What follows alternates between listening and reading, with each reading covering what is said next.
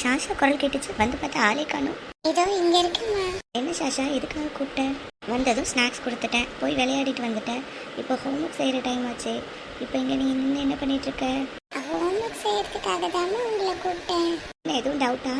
ஆமாம்மா, உங்களுடைய ஹெல்ப் வேணும், அதனால தான் கூப்பிட்டேன். சொல்லுமா செல்லம், என்ன உனக்கு ஹெல்ப் வேணும்?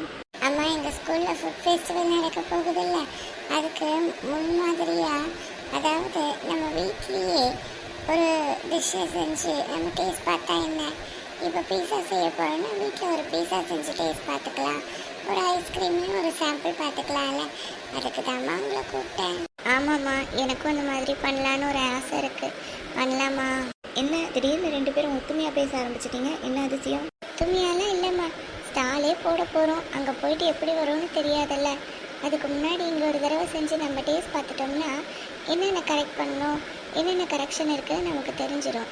அதனால தான்மா. ஆமாம், நீங்கள் சொல்கிறதும் கரெக்டு தான். நம்ம வீட்டில் இருக்க ஐட்டம்ஸ் எல்லாம் வச்சு முதல்ல ஒன்று சின்னதாக செஞ்சு பார்ப்போம். அப்புறம் மார்க்கெட்டுக்கு போயிட்டு தேவையான திங்ஸ் எல்லாம் வாங்கிட்டு வந்துடலாம். என்ன? சூப்பர்மா, நீங்கள் தான் சூப்பர். ஆமாம், அதே மாதிரி நீங்கள் பெரியவங்க எங்கள் கூட வரணுமா அங்கே ஃபுட் ஸ்டாலுக்கு.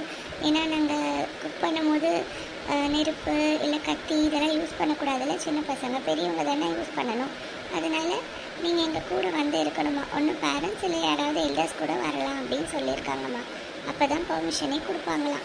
ஓகே ஓகே, நான் வரேங்க கூட, நோ ப்ராப்ளம் எனக்கு. எப்படிம்மா, நானும் ஸ்டால் போடுறேன், ஷாஷாவும் ஸ்டால் போடுறா. அதுக்கெல்லாம் ஐடியா இருக்குது, கவலைப்படாதீங்க. சரி வாங்க, ஸ்டார்ட் பண்ணலாம்.